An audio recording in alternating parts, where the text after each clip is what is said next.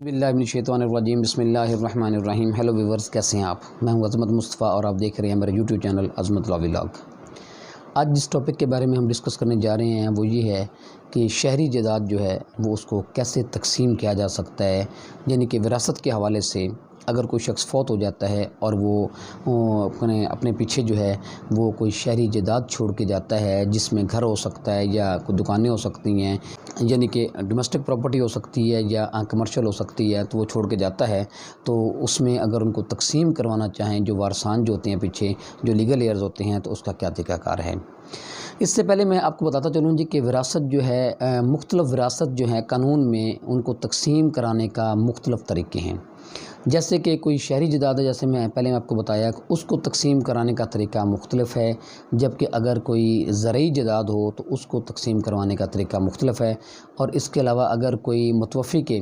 कोई पैसे वगैरह किसी बैंक में हों और वो हासिल करना चाहते हों, जो लीगल एयर्स हैं, जो वारसान हैं, तो वो उसका तरीका मुख्तलिफ़ है। आज की वीडियो में हम डिस्कस करेंगे कि अगर किसी शख्स की कोई शहरी जायदाद है, जैसे कोई घर है या दुकानें हैं, तो उसको कैसे तकसीम कराया जा सकता है। सबसे पहले हम देखते हैं जी कि तकसीम करवाने के लिए कौन कौन से हमें डॉक्यूमेंट्स दरकार होते हैं। उसमें सबसे पहले यह है जी, कोई भी वारसान में से एक वारस जो है, जो एप्लीकेशन देता है, उसका आईडी कार्ड की कापी होना ज़रूरी है। और वो जो जायदाद है जिसकी वो तकसीम करवाने के लिए हम जा रहे हैं, उसके डॉक्यूमेंट्स जो हैं, अगर वो घर है या दुकान है, उसके डॉक्यूमेंट्स ज़रूरी होते हैं। और मुतवफ़्फ़ी का डेथ सर्टिफिकेट जो है वो भी ज़रूरी होता है। और चौथे नंबर पे वो जो डिफेंडेंट होते हैं, तो उनका जो है वो सारा एड्रेस वगैरह वो प्रॉपरली होना चाहिए। ये चीज़ें आपको ज़रूरी हैं कोई भी जो दावा दायर करने के लिए। तो इसमें हम शहरी जायदाद को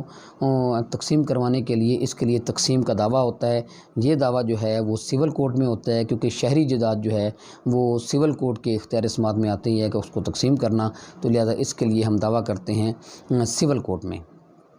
सिविल कोर्ट में जब दावा किया जाता है तो सिविल कोर्ट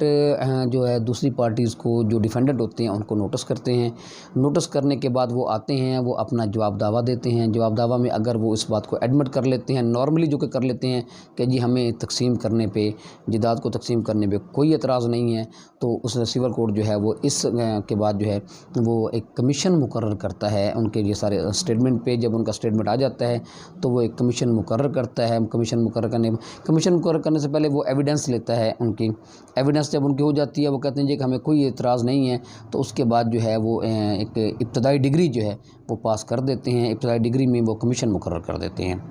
अब कमीशन मुकर्रर करने के लिए ये दो बातें होती हैं कि कमीशन ने जो काम करना होता है वो उसके लिए अब कोर्ट जो है वो दो जो अहकामात जो है वो जारी करती है कमीशन को। एक तो वो ये होता है कि इसका देखा जाए कि क्या ये जायदाद जो है ये काबिल तकसीम है, यानी कि अगर कोई घर है तो क्या घर वो इस अंदाज में बना हुआ है कि वो तकसीम हो सकता है, ताकि जितने वारसान हों उनको वो तकसीम कर दिया जाए। तो अगर तो वो काबिल तकसीम हो तो वो कमीशन को ये डायरेक्शन हो जाती है अदालत की तरफ से, उसको जो है वो उसका जो है फार्मूलेट जो किया जाए, उसको या उसका स्केच बनाया जाए, ताकि किस अंदाज़ में जो है ये तकसीम हो सकता है। और तकसीम के लिए ये ज़रूरी होता है, ये कमीशन के लिए ज़रूरी होता है कि उसको ख्याल रखना चाहिए कि जितना भी जो है वो तकसीम इस अंदाज़ में हो ताकि सब वारसान को जो है फ्रंट भी आ जाए और उसमें बैक जो जायदाद है वो सारी यानी कि इक्वली तकसीम होनी चाहिए, ताकि किसी के साथ कोई ज़्यादती ना हो। एक तो तरीक़ाकार ये होता है। दूसरा जो है वो कमीशन को डायरेक्शन ये देती हैं, अगर ये प्रॉपर्टी काबिल तकसीम नहीं है, यानी कि वो घर इस अंदाज़ में बना हुआ है कि वो इतने वारसान में वो तकसीम नहीं हो सकता, तो उसका दूसरा तरीका ये होता है कि उसकी मार्केट वैल्यू जो है वो लगाई जाती है। करंट मार्केट वैल्यू जो है वहाँ पर लगाई जाती है कि ये जायदाद वहाँ पर इलाकाई तौर पर देखा जाता है कि वहाँ पर आजकल ज़मीनों के, ये जायदादों की वो जो कीमतें क्या हैं, तो उसकी कितनी वैल्यू बनती है। तो वो वैल्यू जो है वो देखा जाता है कि ताकि वो उसमें फिर ये होता है कि वो जो है उसकी वैल्यू के बाद उसको सेल करके, या कोई ऐसा जब वैल्यू उसमें डिटरमन हो जाती है तो उसमें से कोई वारस भी ये कह सकता है जी कि अगर ये वैल्यू अब डिटरमन हो गई है तो इसके ये है रेट प्रॉपर्टी का ये फ़िक्स है, तो लिहाजा मैं जो है ये दूसरे बहन भाइयों को ये पैसे दे देता हूँ और ये मकान घर जो है मैं रख लेता हूँ। एक तो ये सूरत हाल हो सकती है, और दूसरी सूरत हाल ये हो सकती है अगर जो नहीं है, अगर इसमें कोई ऐसी सूरत हाल ऐसी नहीं बनती, तो फिर उसकी दूसरी सूरत हाल ये है कि उसको फिर ऑक्शन करवा दिया जाता है by the order of court. अदालत उसकी नीलामी का वो जो ऑर्डर کر دیتی ہے اور اس کو نیلام کر کے وہ جو جائیداد جو ہے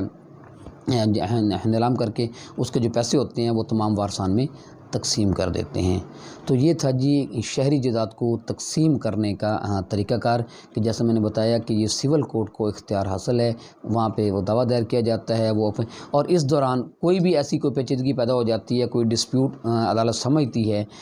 کہ کوئی جو وارث ہوتا ہے اس کی طرف سے کوئی ایسا اعتراض اٹھتا ہے، جو عدالت دیکھتی ہے کہ اس اعتراض کو پہلے جو ہے وہ اپنا ریزالو کیا جانا چاہیے یا اس کو دیکھا جانا چاہیے، جو اس پہ کوئی فیصلہ دیا جانا چاہیے، تو عدالت اس کو بھی دیکھتی ہے اور اس کا اعتراضات پہ اگر کوئی ایویڈنس درکار ہوتی ہے تو وہ ایویڈنس بھی لیتی ہے۔ یعنی کہ تقسیم میں وہ پورے کا عدالت جو ہے یہ عدالت کی رسپانسبلٹی ہو جاتی ہے کہ وہ ہر لحاظ سے اس چیز کو دیکھتی ہے، اگر تو کسی میں اختلاف نہ ہو تو اس کو اس انداز میں وہ لے کے، مقصد صرف یہ ہوتا ہے کہ جائیداد کو ایک اچھے طریقے سے اس کو تقسیم کر دی جائے تاکہ کسی بھی وارث کے ساتھ کوئی زیادتی نہ ہو، یا اگر اس میں کو دیکھتے ہیں کہ کسی بھی وارث نے کوئی اعتراض اٹھایا ہے تو اس اعتراض کو بھی عدالت وہ شہادت کے ذریعے یا جیسے بھی عدالت مناسب سمجھتی ہے وہ اس کا فیصلہ کرتی ہے۔ تو یہ تھا جی شہری جائیداد کو تقسیم کرنے کا طریقہ کار۔ تو میں امید کرتا ہوں کہ آپ کو اس حوالے سے کچھ نہ کچھ آگاہی حاصل ہوگی۔ تو اس کے ساتھ مجھے اجازت دیجیے، اللہ حافظ۔